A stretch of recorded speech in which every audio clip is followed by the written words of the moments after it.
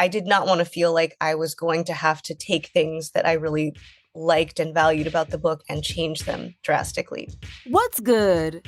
I'm Nikisha Elise Williams, and this is Black and Published, bringing you the journeys of writers, poets, playwrights, and storytellers of all kinds. Today's guest is Shannon Sanders, author of the short story collection, Company. It's a collection of 13 stories of a multi-generational family centering 4 sisters, their partners, parents, and children that examines the multitudes held within people, whether their title is son, daughter, or mother. As a new parent, I was still very much thinking about what it meant to be a parent and what it meant to deal with those questions in a community that places the value that it does on parenthood. And I do think that the bougie Black community definitely has its viewpoints on what does it mean if you are or are not a parent at this point in your life.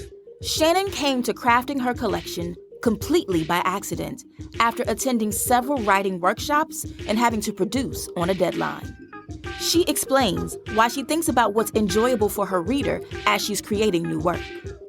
Plus, what she believes it means to leave an inheritance and legacy in the Black community.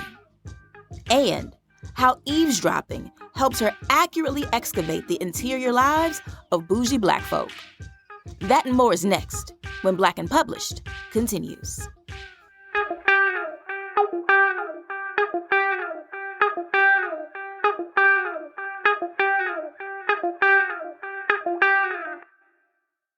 All right, so Shannon, when did you know that you were a writer? When I was a little kid. And I think a lot of writers probably say that they were really voracious readers first. But I was very much that. I was one of those kids who was actually being told I needed to put the book down and go participate and do other things. And my parents would take the book out of my hands when I went to the dinner table and that kind of thing.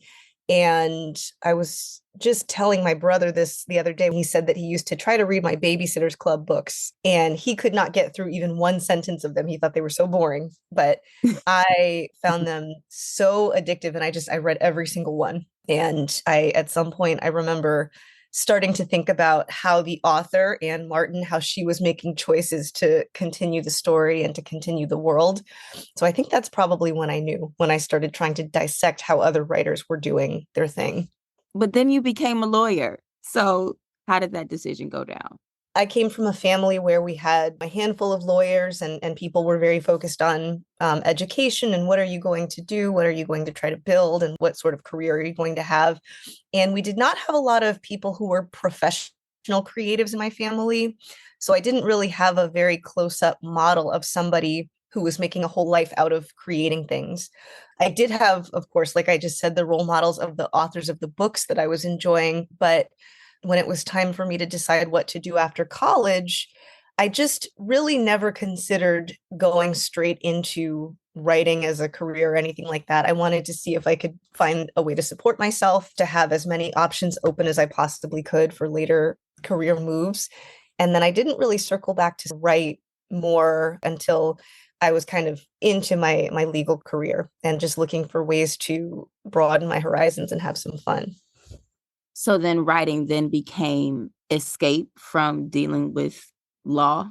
I mean, I wouldn't say an escape from dealing with law because I still obviously I have a day job and then I also have my writing as an outlet. I think that the two kind of complement each other because I have to do a lot of writing for work, but it's not creative writing at all. It is very kind of by a formula. It's pretty technical, but I still do feel like the practice of writing professionally a lot helps me just have kind of like a fluency that I can then use for my creative writing and vice versa. In my late 20s, I was kind of looking for ways to meet some new people and looking for some creative outlets. I had just come out of a relationship. It was, not a good relationship. And I was looking for ways to get back to things that I enjoyed doing.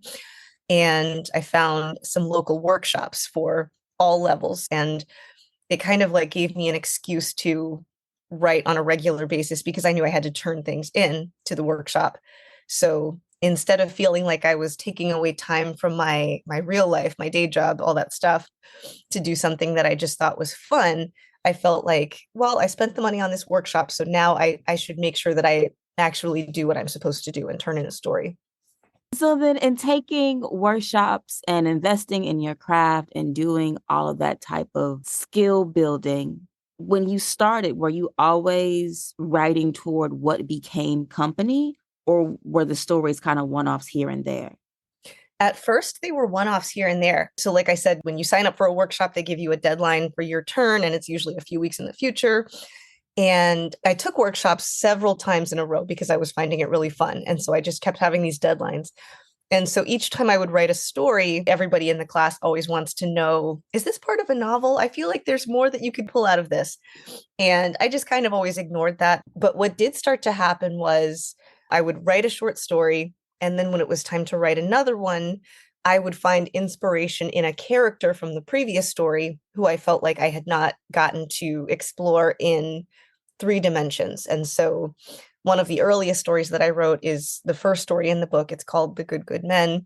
And it's about two sons who are interacting with their mom, but their mom is not necessarily a real full person to them in the way that often children don't see their parents as full people. And so when it was time to write something else, I really wanted to explore the same character, their mom, but I wanted to give her a little bit more dimension. And so I wrote another story from the perspective of one of her sisters. And so that sort of thing just kept happening. So I did that a few times and I just kept sort of building on these characters that I was getting to know. And then eventually I was 6 or 8 stories into it, and an agent reached out to me because I had just won a prize for one of the stories. And she wanted to know whether I was working on something that was book length. And so at that point, I kind of started to take inventory and I thought, wow, I have a lot of stories about this family already in motion. And we sort of talked about like what the possibilities were. Maybe I could add a few more stories and I could just connect some of the dots that had not been fleshed out in some of the stories. So it became a collection because I realized I had already put together the makings of a collection, but that was not the intention at the beginning. No. I love how organic your process was. Can you talk about the publishing process after the agent reached out to you and then you realized, oh, wait, I think I have something here, and how it was to go out with the short story collection on submission? Sure. Yeah. So my agent is wonderful. Her name is Reiko Davis, and she is an editorial agent in the sense that she really did take some ownership of helping me make sure that the collection was as polished as we could get it. She had really good suggestions about what she thought I should add to the collection. At that time, like I said, I had maybe somewhere between 6 and 8 stories ready when she and I started working together. And she helped me to get it to a place where there were 12 stories total because she suggested that it would be good for the collection to have some pieces that were not yet published and publicly available. And so by that point, I had had most of the stories published. And then I added a few more that had not been yet. So I'm skipping over a lot of time here because there were like 2 years of the beginning of a pandemic. I had twins during this time also. And Congratulations. thank you. I had a toddler before that. And so now my kids are 5, 2, and 2. But there was a really long time where it was just not possible to do much work on the collection because everything was, Babies. yeah, babies and no childcare. And I was still working. But so skipping over those couple of years, we took the book out on submission in October 2021 and it went to auction. It ended up going to auction, which was fabulous. I didn't really know what to expect because I had, of course, heard plenty of horror stories of people going on submission and not having good results and ending up very discouraged and all of that.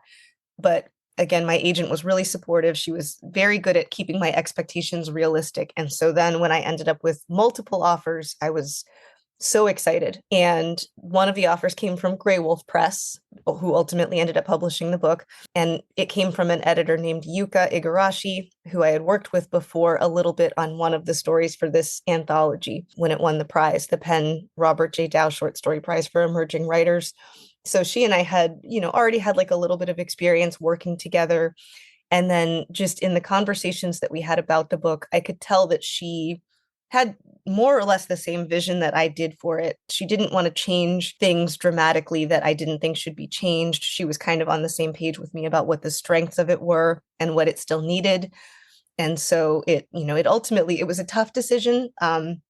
So of course it's like a really good problem to have. It's wonderful if it goes to auction, and then it can be tricky to decide between offers that have different good things going for them. But I ended up being really, really happy with the choice to work with Grey Wolf.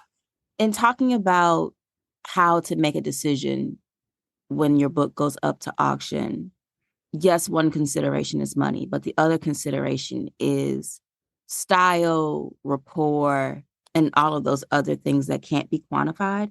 Can you speak more about what it was that you were looking for in a relationship with a publisher that helped you make that decision in the end, besides just having a rapport with the editor? Yeah, so 100%. I mean, money is definitely, of course, going to be part of it, I think, for most writers. I was in the position of having a full-time day job. And, this, even though this was, of course, going to be really great, it was not going to make or break my ability to like feed my kids or anything like that. And so I felt like I had a little bit of flexibility to consider, like you said, the rapport with the editor. But I also was really interested in trying to set myself up to where I could publish something else later that I wanted to publish. So I knew I was working on a novel. At that point, I was, part of the way through it, and I still had a lot of work to do. And I knew kind of that my writing pace was dependent on what was going on with my full-time job and with my kids, my family. And so I wanted to retain a little bit of flexibility to work on that at what I thought was going to be a sustainable pace. And I also wanted to have the chance to give the collection, which I really believed in and thought was a really good book. I wanted to give it a chance to be in the spotlight. And I I know just from seeing this happen with some other authors, I know that sometimes when there is a two-book deal that is a collection and a novel, that sometimes the novel is really the focus for the publisher and the short story collection is maybe more of a sidecar. And I really wanted to focus on the collection first and set myself up where I felt like I could then give all of my attention to the novel afterward. But I mean, the rapport with the editor was a really big thing too, as was the reputation of the publisher. And Grey Wolf was really wonderful and warm to work with. And I had heard only good things about the experience of working with them through the editorial process. But also just recognizing that the ideas that I had for the book and what I thought should be developed further about it, what I thought was already working pretty well the way that it was, I really wanted to have the feeling that the editor that I worked with was on the same page with me about those things, which is not to say that I didn't want to get like a big revision letter, even though I think that that would have been intimidating. And I got plenty of good editorial feedback from Yuka, but I did not want to feel like I was going to have to take things that I really liked and valued about the book and change them drastically. So I was more than happy to try to make it the best book that it could be, but there was some stuff in it that I felt very strongly about, and I was really happy that she showed support for those things. Yeah, we had a previous guest who was published with Grey Wolf, also short story collection, Nana and Kweti, Yeah. Walking on Cowrie Shells. I wonder, because Grey Wolf is a smaller press, and so do you feel like you were able to maintain a sense of artistic freedom in a way that you don't think would have been possible elsewhere? I can really only base that on what I hear of other people's experiences with some other publishers, I guess. I did feel like I had artistic freedom. Just for example, Yuka, my editor, wanted me to add one more story at the end of the process. So we had 12 stories, and she felt as though I should add one more for a number of reasons. But she gave me a pretty long leash to figure out what that story should be and what it should be like. And I ended up with something that she was not that thrilled with, actually. um, and she was really positive about it. She gave me her thoughts about how she thought it should change or what she thought would make it work better in the collection. And she gave me some time to go away and develop it further. And I tried a few things. I mean, I remember going through about 3 different revisions of that story. And in the end, she was really happy with it. And I feel like there was a pretty wide range of things I could have done there that would have satisfied what she was looking for. So I did feel like I was being given a lot of free range to do, or free reign, I guess, to do what I wanted to do and what I felt like the collection needed. So then with that said, I have to know, what story was the 13th story that you added at the last minute? It's like, I'm so curious now. There's a story in the book called Rule Number 1. And so this is not the one that was the 13th story. That's actually the first story that I ever wrote chronologically. And it was written in like 2015, and it was literally one of the first things I ever wrote for anybody to read. And it came from a prompt that I got in one of my workshops. And for anyone who's not read the book, it's almost more of a vignette. Like, it's very short, and it involves a mother kind of giving her daughter these rules for life. So then Yuka suggested that we do something else with that story. She wanted me to do something to develop that a little bit further. And so I ended up adding to that story all of these scenes of the mother, while giving her daughter these rules for living, also preparing to have this guest over for dinner. And I was trying to weave the two together and braid them so that she's giving rules, and then you can see the mother putting them into practice and doing all these things. And it ended up being a lot longer and a little bit unwieldy. And so Yuka said, like, I'm not sure about this. Can we do something different? So then I sort of like surgically took each paragraph one at a time to see where did it fit. And so I ended up with rule number one, pretty much the way that it was when I first wrote it. And then this other story that's in the book that's called Three Guests. So yeah, that's what I ended up with, was these two like much shorter stories, and they're kind of on opposite sides of the book. So since we're here and we're talking about the book, let's get into the book. Can you read something from Company, and then we can get into this family? Sure.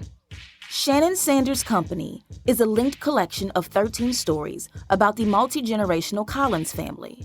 It features two sons who oust their mother's latest boyfriend, four sisters who come to visit their dying mother and stand united against one sister's trifling husband, daughters who listen, and cousins who don't. It's an offering that explores the perspective of every generation without declaring any one side right or wrong. Here's Shannon. So I'm just going to read from the beginning of the very first story in the book, which is called The Good, Good Men. And so here we go. Theo had come all the way from New York with no luggage. From the parking lot, Miles watched him spring from the train and weave past the other travelers, sidestepping their children and suitcases with practiced finesse, the first of anyone to make it across the steaming platform. His hair was shaved close on the sides, one thick strip left to grow skyward from the crown of his head. In his dark, lean clothing, hands shoved deep in his pockets, he was a long streak of black against the brightly colored crowd. He alone had reached their father's full height. He made no eye contact with Miles as he strode to the car and yanked at the door handle. Still didn't as he folded himself in half and dropped heavily into the passenger seat, releasing a long breath. "Fucking hot," he said, pulling the door shut. Miles threw the car into drive and steered out of the parking lot, out of the knot of station traffic. "Summertime," he said, by way of assent. These words, the first the brothers had spoken aloud to each other in over a year, hung in the air between them until the car reached the mouth of the highway. Their mother, Lee, had finally moved back out to the DC suburbs, to the end house in a single-family neighborhood all crisscrossed with telephone wires that Miles had often seen from the road. He was grateful for its proximity, only a 4-mile drive from the train station. Last time around, searching for her dumpy apartment deep in the district, he and Theo had lost precious time to gridlock and confounding one-way streets, and been beaten there by their sisters, turning the whole operation to chaos. A mess of shifting allegiances, tears, hysteria. Later, in the relative quiet of Miles's living room, Theo had complained of his ears ringing. "No bag, nothing?" asked Miles now, nodding toward Theo's empty hands. "We need to stop for a toothbrush?" "No," said Theo. "I'm good. I'm out tonight, right after Safeway." Miles thought of Lauren back home, washing the guest linens and Googling vegan dinner recipes since morning. "Okay," he said. "Quick trip, though." "Just to keep it simple," said Theo. "We dragged it out last time. A task like that always expands to fill whatever time you allocate for it. You know, we gave it 2 days and it took 2 days. We were inefficient." He reached for the dashboard and gave the AC knob a hard crank, calling up a blast of chilled air. "This time, 2 hours. We'll give it 2 hours and we'll get it done in 2 hours." Miles suppressed a shiver. Stealing a glance at his brother's outstretched arm, he saw an arc of freshly inked letters at the biceps, disappearing beneath a fitted sleeve. Lauren, who maintained aggressive Facebook surveillance of all her in-laws, had kept Miles apprised of each of Theo's new tattoos for years, undeterred by Miles's disinterest. Only this last had caught his attention. Bad stakeholder analysis is what it was, Theo was muttering. What's the new tattoo? Asked Miles, pointing. Theo blinked at the graceless transition, then obligingly pushed up his sleeve. Got it in Los Angeles, on a work trip. A girl I was with talked me into it. I had been thinking about this one for years. He traced his finger around the lettered circle, 4 words rendered to look like they'd been scrawled by hand in a familiar chicken scratch. Miles, Thelonious, Mary Olive, Caprice. For us, obviously. But where did you get Daddy's handwriting to show the tattoo artist? Theo let the sleeve drop and folded his arms across his chest. From a check he sent to the old house for us, with our names in the memo line. I found it in a stack of Lee's work papers with a bunch of other ones and took it when I went to New York. It was in my wallet when I went on the Los Angeles trip. Miles felt a swell of heat despite the frigid air. You took a check from her and never gave it back? Did you not hear me? It was with a bunch of other ones, and it was about 8 years old. All the checks were years and years old, some of them reissues of older ones. He would write that in the memo line. He would send them, and she would put them someplace idiotic, like tucked in the finished crossword puzzles or a pile of old magazines, and then, I guess, lose them, so he had to write new ones. She was always doing that kind of shit with checks. I found this one and the others all mixed in with the girl's old coloring books. I took one and left the others there for her to find never. Is that okay with you? Theo's posture had gone rigid, his face turned squarely in Miles's direction. Miles took his eyes off the road long enough to stare back, but like a traveler gone too long from his hometown, forgetting its habits and idioms, he had lost his fluency in the quirks of his brother's face. At one time, he had been able to tell from the slightest twitch of an eyelid that Theo had been teased past his threshold and was about to cry, to hear an impending temper tantrum in the sharpness of his inhale. All that was years ago, when any impulse would buzz between them like a current, felt by one brother even before the other acted on it. When a germ passed to either inevitably would invade the other. A faraway, definitively ended time. The composition of Theo's face was the same as always, brooding features assembled slickly under a strong brow. But now it was like their father's face in the pictures, impassive, all traces of thought as strange and unreadable as hieroglyphics. Thank you.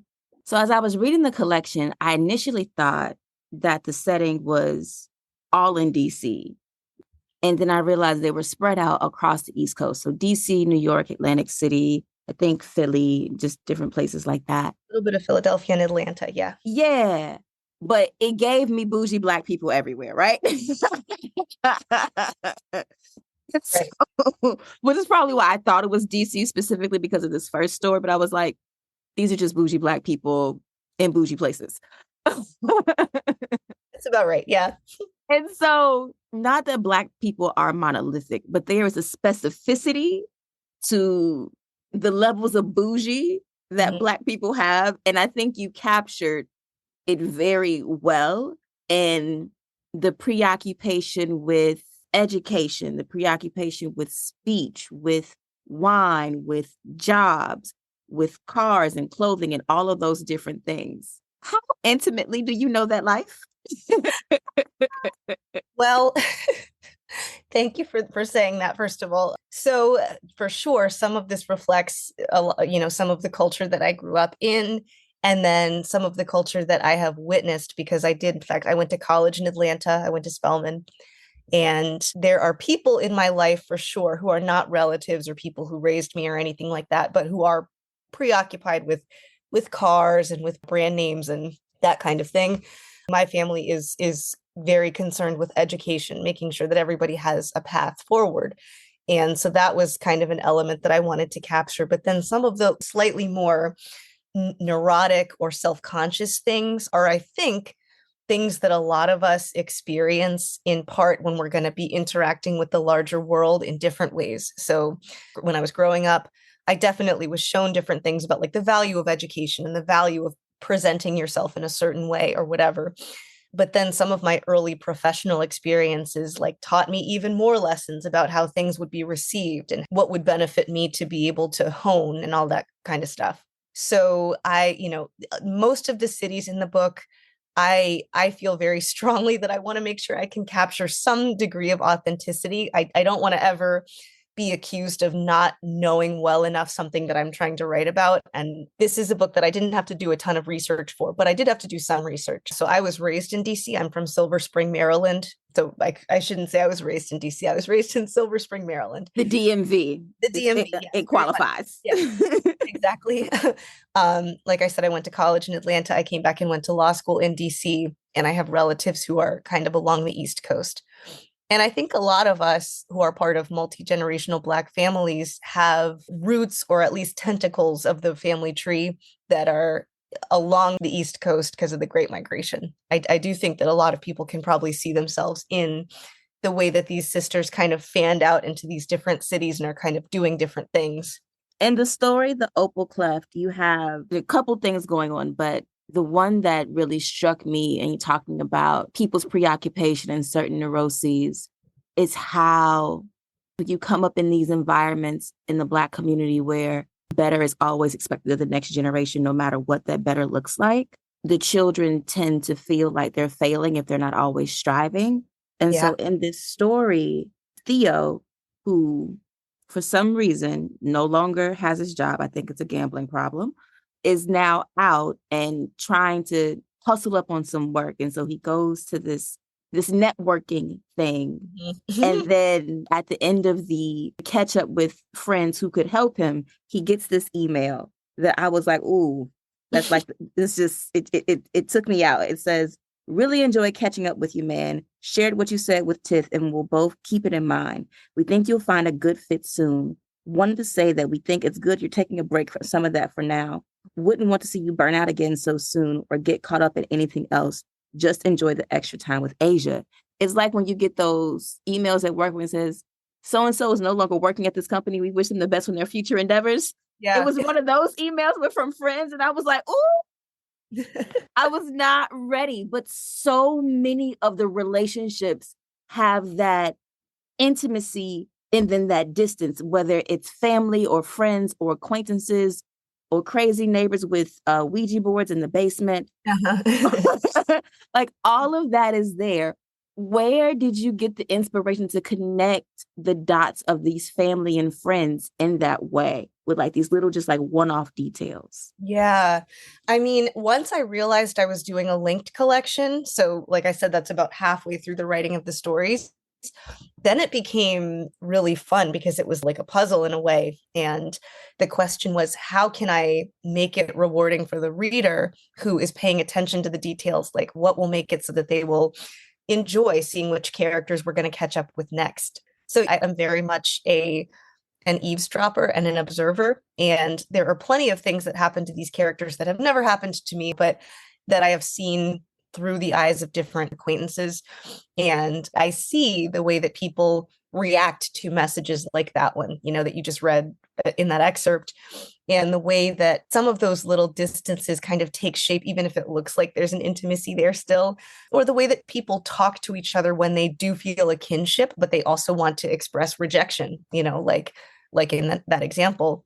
And I feel like that's one of the really fun challenges of writing, is trying to capture that in the least space possible and to try to render a relationship by using just like whatever the most economical details are that you can, that will show someone kind of what the contours of the relationship are like. So there are lots of examples throughout the book of two people just having like one little dialogue. Maybe it's like one exchange of words one time, but then we come to understand like why their relationship hopefully is the way that it is later. And yeah, I find that that's really fun. That's really rewarding for me as a writer. I think that it's especially rewarding when people actually notice it and pick up on it in the reading. So that's been a lot of fun. Yeah, reading link collections that read like novels is always fun for me because I do pick up on the details. But what I also notice overall in the collection, maybe not every story, but in a great deal of them, especially in Dragonflies, is how people come to motherhood. Yeah. And how they choose to raise their children or not, and the decisions that they make. And as you spoke about having a son and then being pregnant with twins and taking time off to like focus on raising babies before you could really focus on writing, Mhm. how your experience of motherhood impacted everything that you wanted to say about motherhood in this collection. So you just mentioned one of the stories, Dragonflies. There are three stories in the book total. Dragonflies, another one that's called The Gatekeepers, and another one that's called Moat. And all three of those stories kind of diverge a little bit from the family tree. They all have characters as protagonists who are not members of the Collins family. And they are the only three stories in the book that are not centered on Collins family members. And they were all written right around the 2018 timeframe when I was either about to become a parent or had just become a parent to my first son. And they all, I think that the reason for that departure is that I was really starting to view things differently and starting to deal with some of those questions in my own life of, first of all, whether to become a parent at all, because as we know, many millennials choose not to. And then what it was going to look like, what it would mean for my kind of role in my own family. So my mom was going to become a grandmother for the first time, and I could see her dealing with kind of like questions of what her role was going to be, and you know how much agency she was going to have.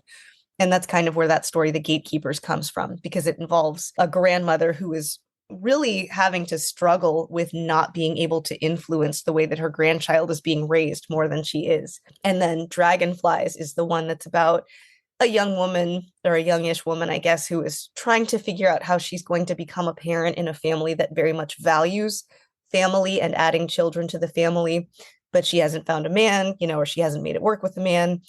And that was something that, even though I was kind of like on the other side of that question for myself, I still very much remembered, and I still had a lot of the stress left over in kind of my body about how I was going to handle it if things didn't come together for me in the way that I was hoping that they would.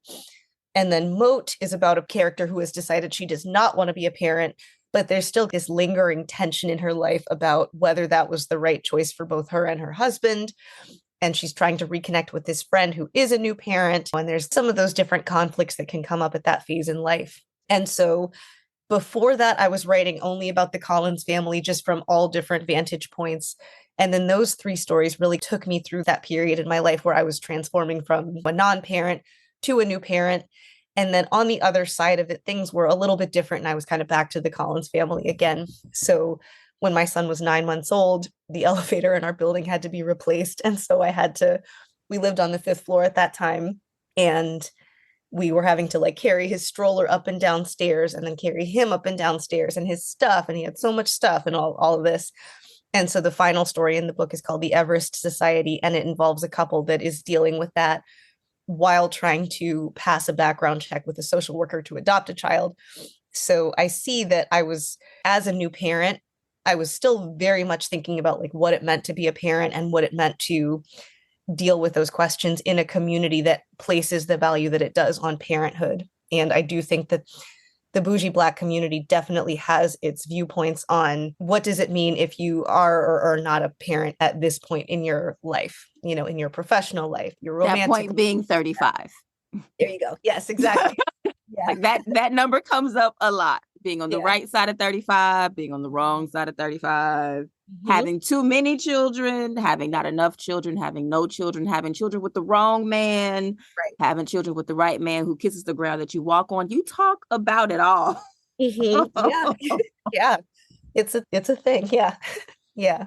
I find that in you elucidating all of these things about motherhood, it not only illustrates the precariousness of it, but also, I think, without being very loud, discusses choice in a way that shows people that no matter what choice you make about parenting, it's something that you're going to have to stand firm on, because there are always going to be people who judge you. Yeah. And that was really important to me because I made the choices that I did. I'm definitely a person who has internalized some of the pressures from the past generations and from the people in my life who are elders. And I have relatives. I'm the oldest daughter in my family, you know, and I'm the oldest cousin on one side. And I don't think that birth order is the only thing that influences this, but I do think that it's meaningful in a lot of ways. And I have relatives who react to those pressures very differently and in ways that I really, in some cases, admire, because I think that choosing a life path is extremely empowering and important and especially feeling as though you can choose that you're not going to place parenthood, for example, on a pedestal, even if everybody else in your life is doing it. So it's done kind of quietly in this book, but there are nods to people opting to make different decisions for themselves.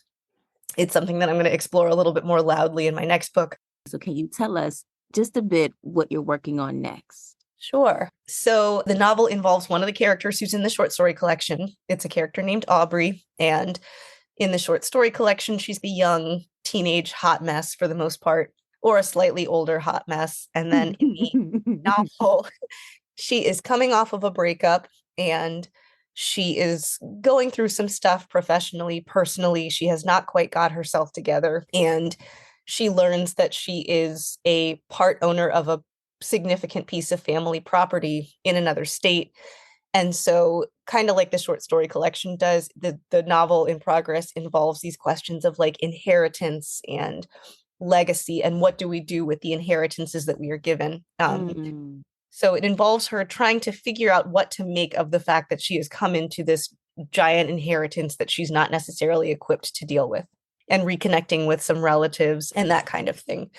And it is narrated by a ghost. And so I am working on some things that kind of means. So there are lots of different challenges. It's a whole other thing than a short story collection, because I just got real intrigue, like it's narrated by a ghost. Yeah. And so one of the things that I have to like sort of remember is that with a novel, because it's going to be a sustained relationship between the writer and the reader, as opposed to just like a one-off. Like if you don't like this story, you can just turn and try the next one. With a novel, there's a lot of stuff that you have to make work for a long period of time. So yeah, it is coming together.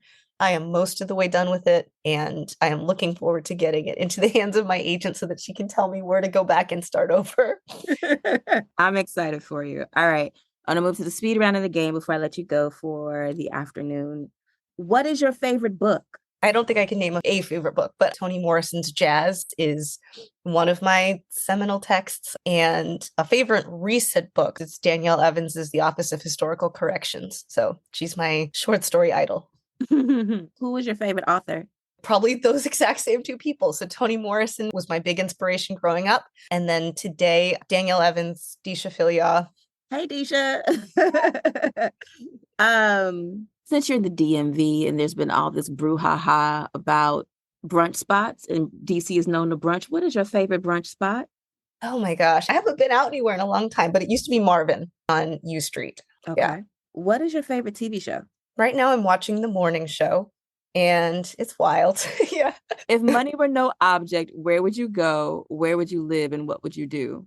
I think I would try to write more books. I mean, I would try to be a novelist for a longer period of time while raising my kids. And I would go somewhere. Now, I don't necessarily want to live in these places at a cultural level, but my favorite season is fall, and I would love to be someplace where there was rain and leaves turning colors, and where I could be in a cottage by the lake and be by myself. So it would probably be something like the Hudson River Valley, just for like the beauty and the solitude. And then I would want to be within driving distance of a city. So maybe I would have a pied-a-terre in the Hudson River Valley, but I would live in like Manhattan or something in a skyrise. That actually sounds quite perfect. Minus the cold. I don't like cold. Yeah. 3 things on your bucket list. Spending a significant period of time in Paris by myself. So without, kids with me. I love the by myself is emphasized. And I think it's only parents who understand, like, no, we're not bringing the children on this trip. Yeah, exactly. Yeah, I had plans to go for my 30th, but then I had kids. So then it just didn't happen. So yes, so that would be one thing.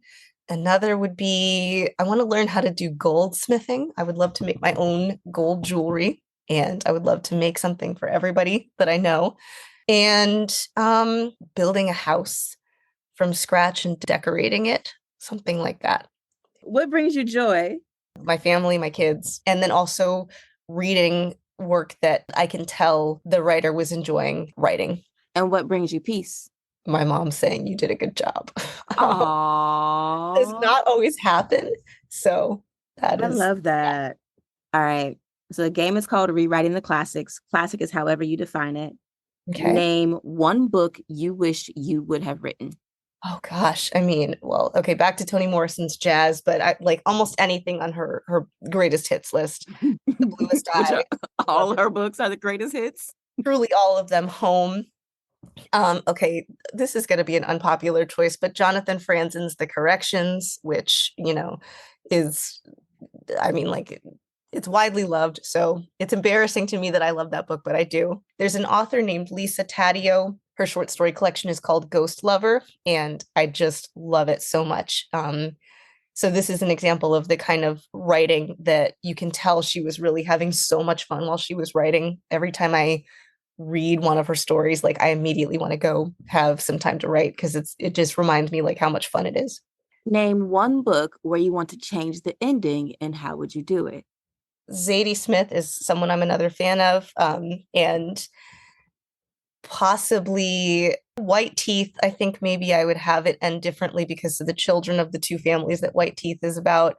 They end up going down these paths or whatever, and they all have these problems. And I think I would probably end that a little bit more harmoniously, but I don't have a good rewrite for her because it's perfect. So I think somebody else has said that before.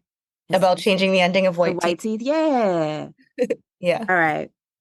And so I really hope you answer this question because the answers I've been getting this season, I love, and they've all been the same. So I want to see where you are. Name a book that you think is overrated or overtaught and why. Okay. It's gonna have to be someone who's not living because I will not say that someone's book is overrated. Who's still living right now. But the collected stories of Ernest Hemingway, because I think that they're so horrifically boring. But yeah. Yeah. Yeah. The popular answer this season has been Flannery O'Connor, Catcher in the Rye. Like I think I've had 12 people say that in interviews that I've done. Yes. And I have, at this point, I'm like keeping count because so many people have said it. I'm just like, wow, like people really hate this book. Oh my gosh, because that's the first one that I thought to myself, well, not that one, because I love Catcher in the Rye. I love Catcher in the Rye.